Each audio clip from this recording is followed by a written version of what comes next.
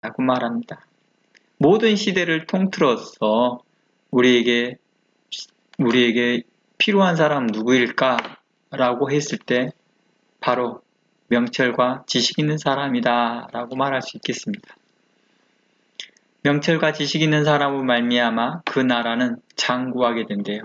오래도록 번영한다라는 뜻입니다. 그러면 이 말을 이제 교회의 관점으로 적용해 보겠습니다. 오늘날 교회는 어떤 사람이 필요할까요?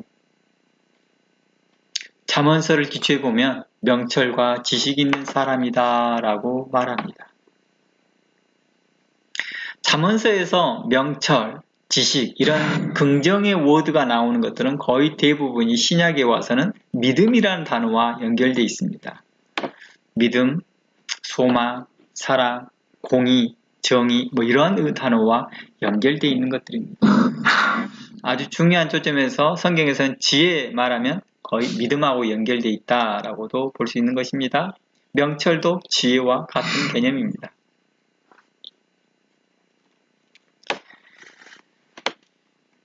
나라는 죄가 있으면 주관자가 많아진다.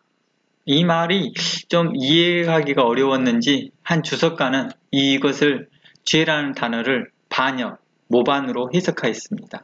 물론 이 죄라는 이 히브리어 단어가 모반, 또 반역이라는 단어로 이해되기도 합니다. 저는 개인적으로 이러한 해석이 적절하다고 봅니다. 왜냐하면 반역과 모반은 그 자체가 죄이므로 죄가 있으면 또 반역자가 많으면 이라고도 표현해도 일리가 있다고 봅니다. 그러나 그 중심이 죄가 되어 있기 때문에 그 죄라는 관점에서 해석이 그렇게 되어지는 것에 대해서는 찬성한다는 것입니다. 반역과 모반은 왕과 지도자에게 복종하지 아니하고 불평하고 불만을 갖는 자들에게 나타나는 것들이죠. 그러한 관점에서 죄가 있다라고 표현하는 것이죠. 당연히 이러한 것들은 혁명과 개혁과는 다른 의미겠죠. 어떤 것을 혁명하거나 그걸 개혁하는 것과는 다른 의미라는 것입니다. 그래서 한 예를 들어 드릴게요. 성경에서 압살롬의 난과 세바의 난은 뭘로 봅니까? 혁명이라고 보나요? 개혁이라고 보나요? 그건 반역이라고 보죠. 반역. 우리가 지난번에 우리가 주일날 저녁에 우리가 계속해서 성경론에 대해서 나눌 때 이 압살롬의 난과 세바의 난에서 잠시 나눴습니다.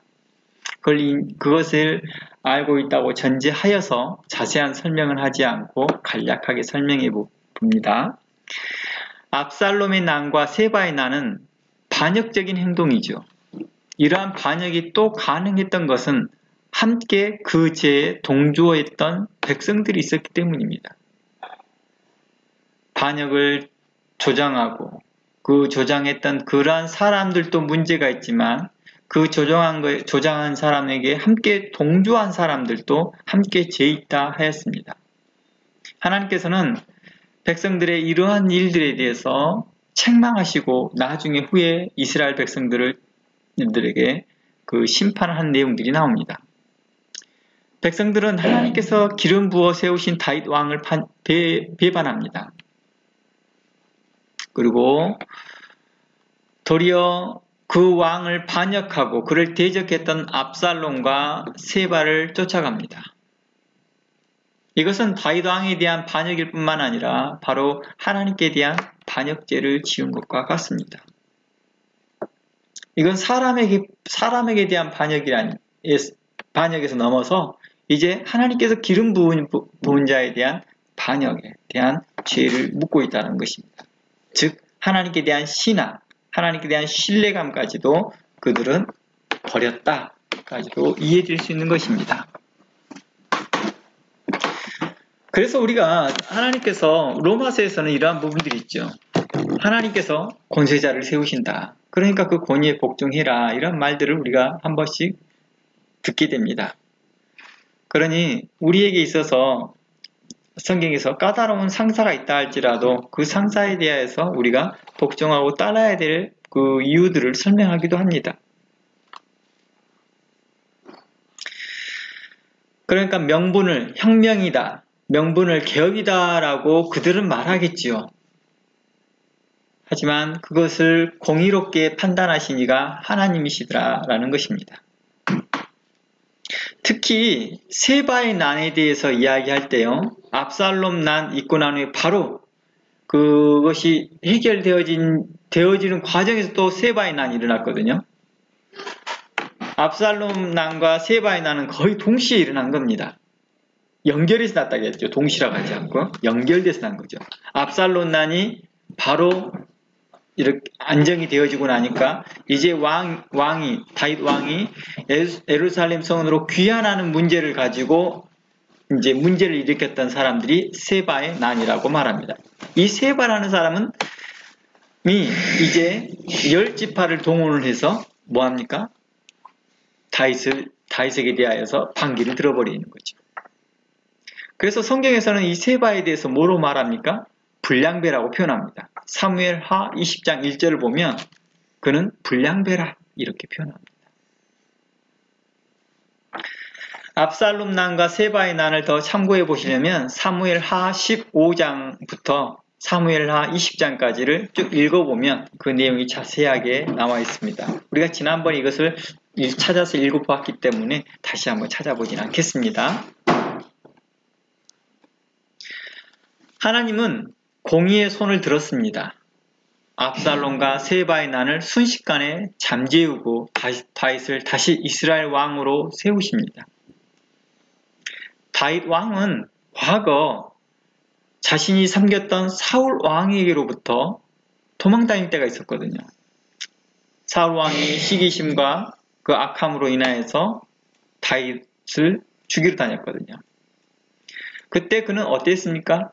다윗은요, 매우 신실했습니다. 주변 사람들은 어느 때 사울 왕이 자기를 잡으러 왔다가 어느 동굴에 잠시 쉬러 왔는데 그 기회를 노려서 다윗에게 이 사람을 이때 죽여야 됩니다. 사울 왕을 이때 죽여야 됩니다. 그랬을 때 다윗은 하나님께로 기름 부은 자이기 때문에 죽이기를 두려워합니다. 그리고 이 모든 일을 하나님의 공의로우심과 하나님의 정의로움에 맡겼습니다. 그러나 하나님께서 세우신 왕에게 도전하지 않았다는 것입니다. 개혁이란 이름으로 왕을 처단하지도 않았습니다. 오직 의로우시고 공의로우신 하나님께 그 심판을 맡기셨다는 것입니다. 오늘날 어떻습니까? 오늘날 기독교인들이 너무 정치에 개입을 하고 정치에 관여를 하면서 그들을 처단하는 말들이 너무 극에 달한 말들을 합니다. 죽이자, 때려 부수자, 이런 말까지도 사용합니다. 참으로 듣기에 민망하고 이보다 더 심한 말이 있지만 차마 제 입으로 다 말하기도 어렵습니다.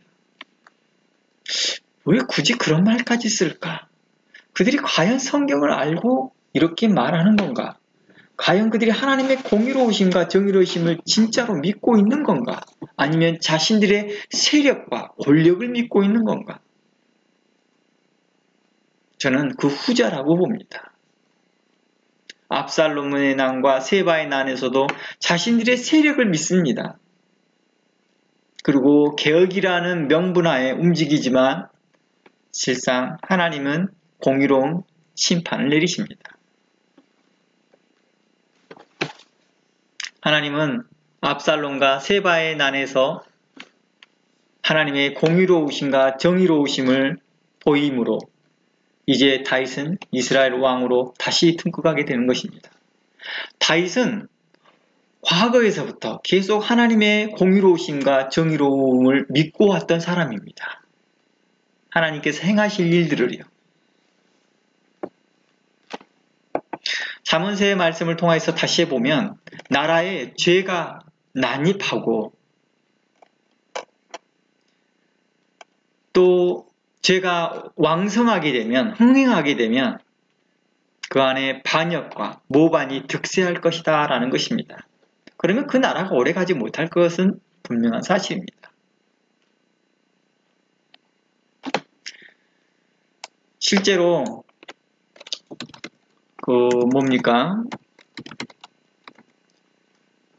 북이스라엘과 남유다로 나뉘어질 때가 있었거든요. 이제 솔로몬 시대 이후에요. 솔로몬 시대 이후에 북이스라엘과 남유다로 나눠졌는데요. 북이스라엘은 2세기, 곧 1세기가 100년이니까요. 2세기가 채 되지기도 전에 왕이 무려 9차례나 바뀝니다. 북이스라엘이 죄가 굉장히 많이 있거든요. 북이스라엘의 죄가 너무 많아서 이사야 시대 때부터 시작해서 계속 그걸 지적해 나가거든요. 그러나 유다 왕조는요, 3세기 넘을 동안 한 왕조였다는 겁니다. 한 왕조. 계속 한 왕조를 통해서 계속 가고 있다는 것입니다. 물론 한 왕조가 오랫동안 유지된다고 해서 항상 그 나라가 건강하다고 볼 수는 없습니다. 그러나 지금 현재 잠시 두 나라를 비교해서 그렇다는 것입니다. 물론 유다의 나라도 어땠습니까? 결국에는요, 그 죄가 실질적으로 이 북이스라엘이 수리아를 통하여서 이제 멸망하게 되고, 그 멸망한 것을 보고 남유다가 회개할 줄 알았더니 남유다가 어떻게 합니까? 더욱더 악을 행합니다. 그래서 하나님께서 남유다를 어떻게 합니까? 바벨론으로 포로 잡히게 합니다. 그때부터 쓰여진 것들이 다니엘서, 그 다음 우리가 잘 알고 있는 그 에스더서, 그 후에 이제 계속 기록물이 있죠. 느헤미야서, 뭐 이런 것들이요. 바로 이런 것들을 계속해서 다루는 것들입니다. 그래서 한 왕조가 오랫동안 유지된다 해서 항상 그 나라 건강하다 할 수 없는 것입니다. 우리가 잘 알고 있는 북한 어떻습니까? 3대째 세습 통치를 하고 있습니다. 그렇지만 인민들은 어떻습니까? 궁핍한 생활을 벗어나지 못합니다. 학대와 그리고 그 고난들은 이루 말할 수 없는 고통 중에 있습니다.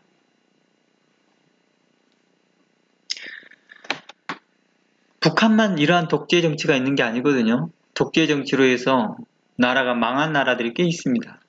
잠바브웨라는 나라가 있거든요. 잠바브웨라는 나라는 37년 동안 독재 정치로 인해서 그 대통령이 93세예요. 올해 93세였거든요. 올해 93세인데 올해 불명예 퇴진을 했습니다. 그런데요, 나라를 다 망해놓고 불명예 퇴진해요. 자신은 호화 생활을 하면서. 이 나라의 주체 사상이, 그 사상이 뭐냐면 흑인 지상주의를 외친 사람들입니다. 특히 백인을 싫어하고요. 그 중에서 영국 사람을 싫어합니다. 그러니까 백인들 중에서 유명 스포츠인이나 이런 사람들 있으면 안 세워요. 유명 인재가 나와도 안 세워버립니다. 그러니까 어떻게 합니까? 계속해서 나라가 망해가는 거죠. 국민들은 강제 노동을 당하게 되고요. 그래서 지금 현재 그분들의 수명이 평균 수명이 36세래요. 말이 됩니까? 평균 수명이 36세래요. 못 먹어서 그래요.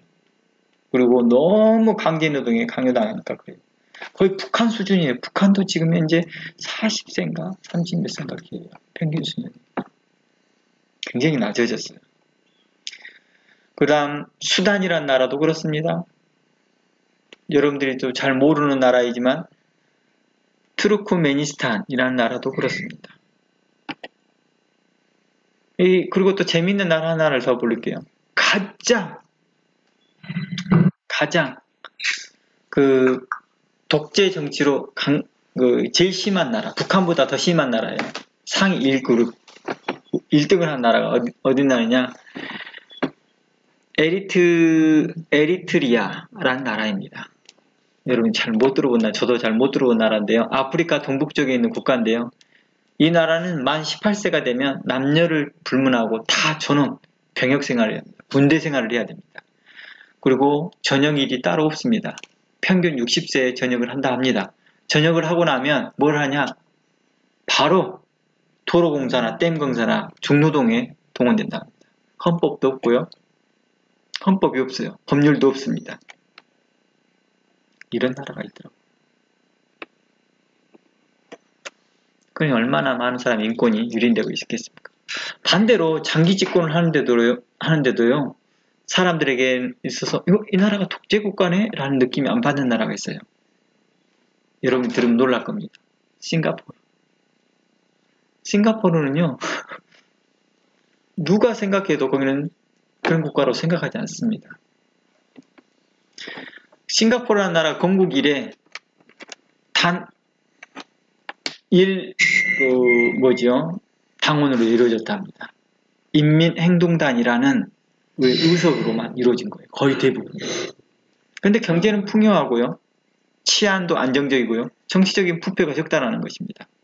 그래서 일본 사람들이 그 나라를 부를 때 뭐라고 부르냐면 밝은 북한 이렇게 불렀대요.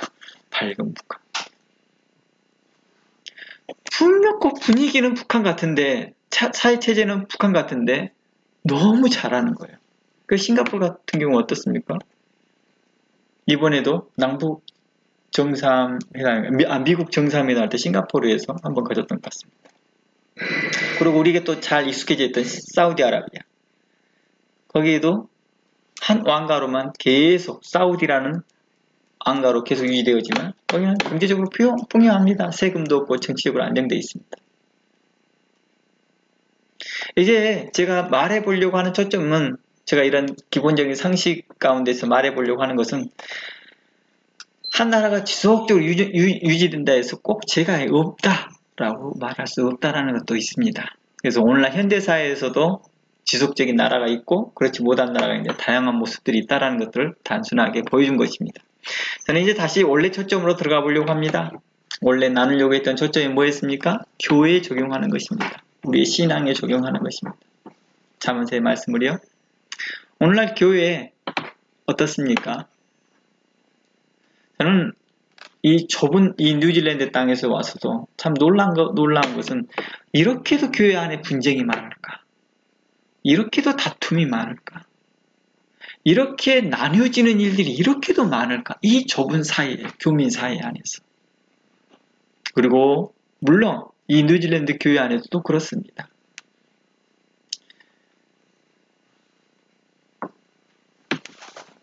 새로운 목회자가 계속해서 바뀝니다.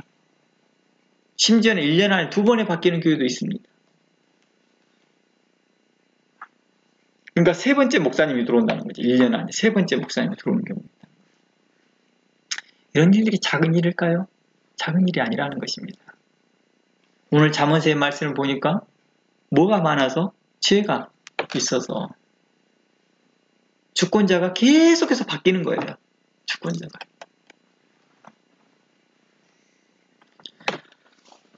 한 예를 들어서 미국과 우리나라는 주권자가 계속 바뀝니다. 5년에 한 번씩, 4년에 한 번씩 주권자가 바뀝니다. 그런다고 해서 문제가 있나요? 그러지는 않죠. 그러니까 제가 이 문제를 세상의 어떤 도리나 이치에 놓고 이야기를 하지 않습니다. 그냥 교회에 그냥 관여시켜서 이야기해 보려고, 해석해 보려고 합니다. 그 잠언서의 말씀이 우리에게 말해주고 싶은 게 뭘까? 교회 안에 반역이 일어나고, 교회 안에 배반이 일어나고, 이러한 일들이 흥행하고 있다는 것입니다. 이는 목회자가 타락할 수도 있지만 더 큰 이유는 성도들이 그 타락한 목회자를 함께 따라가고 있다는 것입니다. 수용해주고 있고요. 지난 야고보서 강의를 통해서 나눴던 것들처럼 우리가 신앙생활하는 것이 하나님 보고 하는 것이 사람 보고 하느냐 하면서 목회자의 그 문제를 방관해버리는 거죠. 문제를 방관합니다. 그리고 또한 동조하기도 합니다. 그래서 요 근래에 보면 큰 교회 비리 같은 걸 보니까 어때요? 목사 한 사람이 하는 게 아니었다는 걸 알게 됩니다. 장로가 눈 감아줬던 걸 알 수 있었습니다. 거기 재직들이 눈 감아줬다는 걸 알 수 있었습니다. 나중에 자체적 분란이 일어나니까 그 재직들이 자기의 문제를 고발하죠. 내부 고발을 하면서 밝혀지는잖아요. 알고 있었다는 것입니다.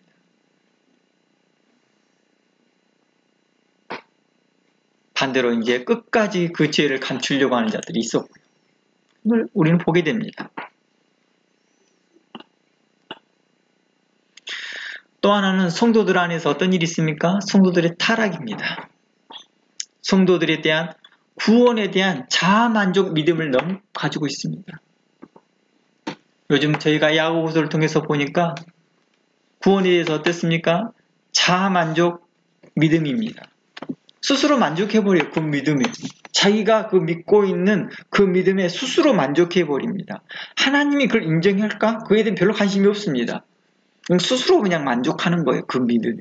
자신의 믿음이 자신의 것으로 만족해 버립니다. 그래서 우리가 야고보서 강의에서 저희가 나누고 싶었던 건 뭐였습니까? 당신의 믿음으로 행할 수 있느냐라는 주제를 가지고 봤습니다. 행하지도 않습니다. 그냥 자신의 가지고 있는 믿음을 만족해 버리니까요. 그리고 그 자기의 사상에 따라 행동하는 것 뿐입니다. 성경과 다른 관점에서요.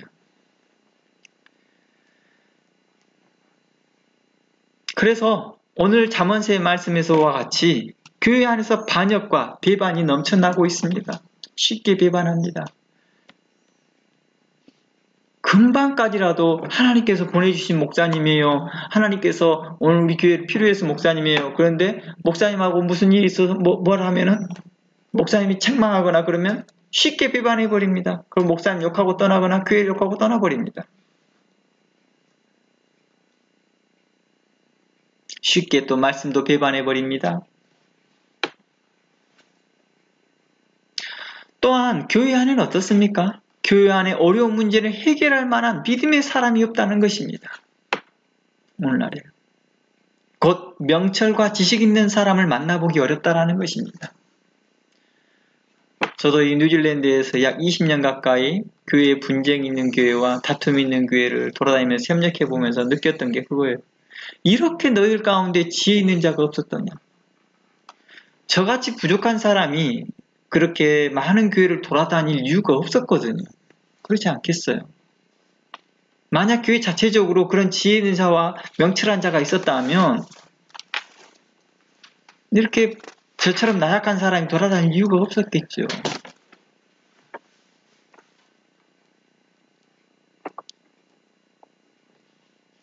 저도 제 것 하나도 제대로 감당하지 못한 입장인데 실상 거기 가서 작은 말이라도 해야 되는 입장이다 보니까 하게 됩니다. 이런 말 저런 말 하나님의 거룩한 뜻을 나누려고 합니다. 하나님께서 내게 보여주셨던 뜻, 하나님께서 제게 말씀을 통해서 알려주신 그 지혜들을 설명합니다.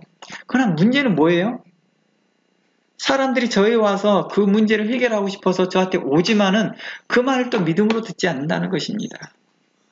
제가 이렇게 하십시오. 이게 하나님의 뜻입니다. 이렇게 하는 것이 성경적입니다. 라고 하면 자신들이 이미 가지고 있는 답이 있었기 때문에 그 답하고 자기하고 가지고 있는 답하고 내 말이 서로 일치 안 되지면 그냥 듣지도 않으려고 합니다. 그렇게 해야겠다라고 한 게 아닙니다. 또 세상 이야기 섞고 세상의 방법을 이야기를 하고 있습니다. 제가 불명코 그 방법대로 하면 얼마 후에 이런 일이 일어날 겁니다. 라고 하면 정말 그렇게 일어나거든요. 그리고 다시 그분들이 찾아옵니다. 그런데 또다시 말해달라는 거예요. 그럼 그렇습니다. 정말 믿음으로 듣겠습니까? 이게 문제가 이거더라고요. 믿음으로 안 듣는다는 것입니다. 제가 교회가 왜 이렇게 혼란스러운가 했더니 믿음으로 안 듣는다는 것입니다. 당장에 문제 해결할 수 있는 자기가 XO 문제를 이미 만들어 놓고 OX 문제죠. OX 문제를 이미 만들어 놓고 그거에 대한 답을 자신들이 가져와서 거기에 대하여서 나한테 확인받고 싶은 거지요. 그 확인받고 싶은 그 답을 해줘야지만이 자신들이 해피한 거예요.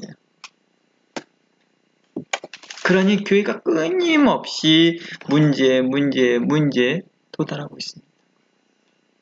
지금 오클랜드 안에 목회자가 넘쳐난대요. 근데 그 이유가 뭔지 아세요? 그것을 성도들이 비난하는데요. 그 책임이 성도들에게 있다는 걸 모르는 것 같아요.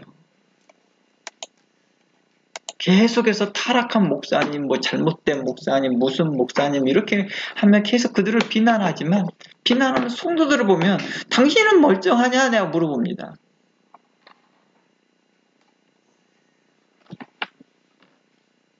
그 판단이 어디로부터 왔느냐라고 물어봅니다. 처음에 자신들이 좋아서 그렇게 청빙해놓고 선택했던 목회자. 결국 배반하고 배신했던 사람이 본인이면서 다른 사람을 핑계대기도 합니다. 물론 제가 타락한 목사, 정직한 목사가 불명코 있음을 인지합니다. 그러나 지금 현재 제가 잠언서의 기초로 이야기하면서 이야기를 합니다. 그리고 좀 전에 다윗과 압살롬과 세바의 나눔을 연결해서 이야기해 봅니다. 우리가 이해해 볼 것이 분명코 있습니다. 죄가 불먹고 있다는 것입니다. 세바의 난 때, 압살롬이 난 때 함께 동조했던 이스라엘 백성들이 있었기 때문에 가능했다는 것입니다. 하나님께 기름 부으신 왕 다윗을 어떻게 합니까? 쉽게 배반해 버립니다. 그것도 너무 짧은 시간에 2번이나 연속이요. 마치 모세가 모세를 대항했던 누구죠? 고라의 일당들. 그 문제를 하나님께서 공의롭게 판단해 주셨거든요. 공의롭게 판단해 주셨는데도 그 일이 있고 그 다음날에 뭐 합니까? 백성들이 원망하기를 누구를 원망해요? 모세를 바로 원망합니다. 참 놀랍습니다. 눈앞에서 그 결과를 봤는데도 바로 뭘 합니까? 모세를 또다시 원망합니다. 이렇게까지 사람들이 완악하구나 라는 것들을 우리가 보게 됩니다. 우리의 모습은 어떨까요? 우리가 그렇다는 것입니다. 우리가 참 죄에 많이 적응되어 있다는 것입니다. 익숙해 있다는 것입니다. 하나님의 의로우심, 공의로우심, 자기 기분에 맞아야 되거든요. 자기 기준에 맞아야 되는 거죠. 그래야지만이 하나님의 기준이다라고 난리치지, 정말 하나님의 공의로우심을 눈앞에 딱 보였는데도 그걸 안 따라가는 거죠. 안 믿는 거죠. 그걸 성경은 자주 우리에게 말해주고 있다는 것입니다.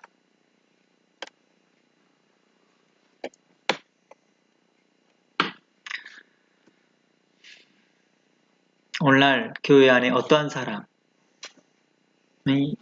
되어야겠습니까? 여러분들 모두가 하나님 앞에 명철하고 지혜로운 자 되기를 원합니다. 물론 목회자도 명철하고 지혜로운 목회자가 되어야 될 것입니다. 그러나 잘 생각해 보십시오. 명철하고 지혜로운 목회자 단 한 사람만 교회에 필요한 게 아니었습니다. 그러한 목회자와 함께할 몇 명의 성도들이 있어야 된다는 것입니다. 그 예를 들어서 제가 다윗을 예를 듭니다. 다윗이 압살롬 난과 세바의 난을 제압할 수 있었던 것은 뭐였습니까? 함께한 용맹한 장수가 있었기 때문입니다. 다윗을 처음부터 끝까지 신뢰했던 사람입니다. 사울 왕에게 쫓겨다닐 때에도 함께 있었고, 사울 왕이 이런저런 말로 인해서 다윗을 모함하고 비방하고 모함을 마치 왕에게 이탈된 자, 배반자처럼 그를 모함했다 할지라도 끝까지 다윗을 믿고 신뢰하며 따라갔다는 것입니다. 다윗을 중간중간에 돌아다니면서 자신들이 힘들 때마다 다윗을 비난하면서 왜 그렇게 하느냐고 비난하지도 않았습니다. 신실하게 다윗의 결정을 따라주었다는 것입니다. 그리고 다윗이 이번에 압살롬의 난 때 다윗 왕이 그 왕궁을 비워놓고 떠날 때 왜 왕이시오? 우리가 궁전이 있으니까 여기서 싸워야 맞지 않습니까? 라고 할 수 있었을 텐데도 왕의 결정에 그냥 따라가 줍니다.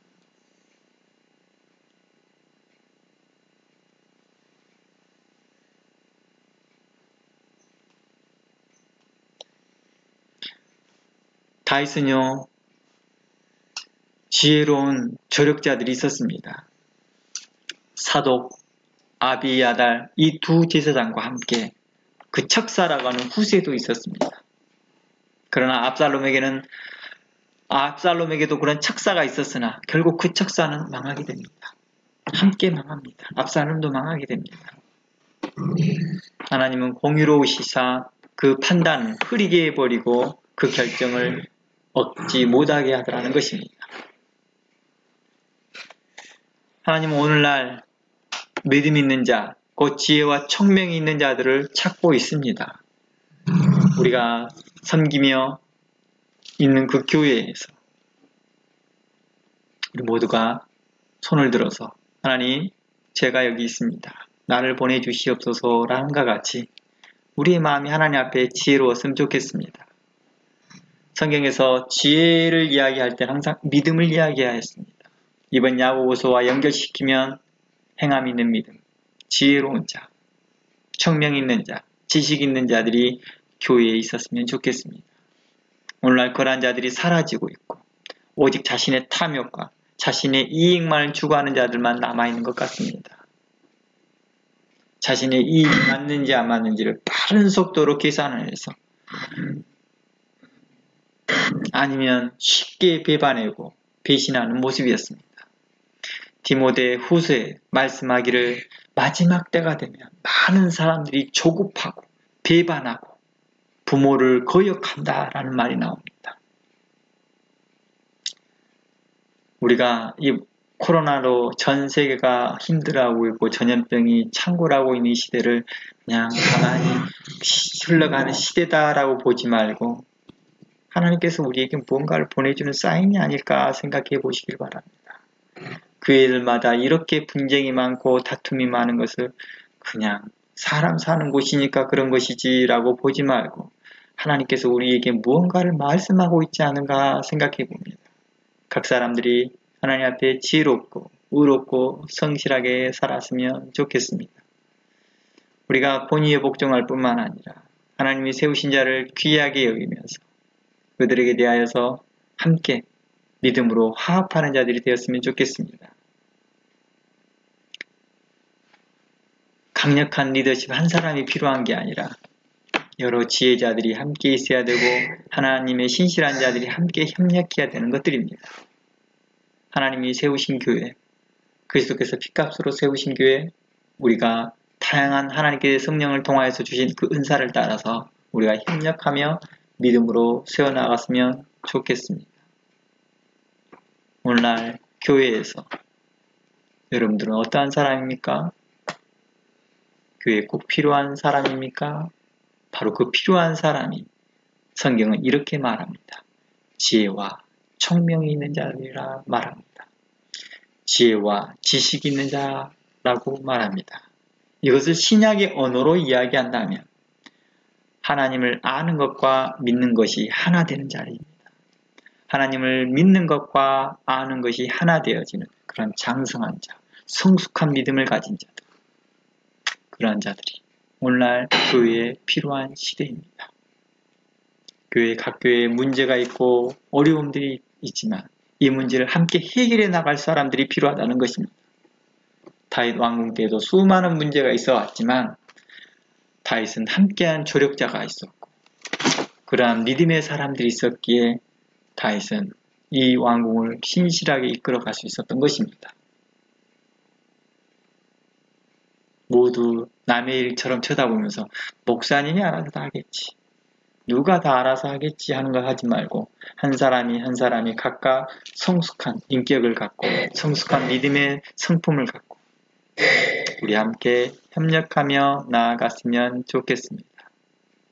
오늘날 교회에 필요한 사람, 하나님께서 기뻐하시는 사람, 하나님께서 칭찬하시는 그런 사람 되기를 여러분들이 소망하면서 하나님께 나아가기를 원합니다.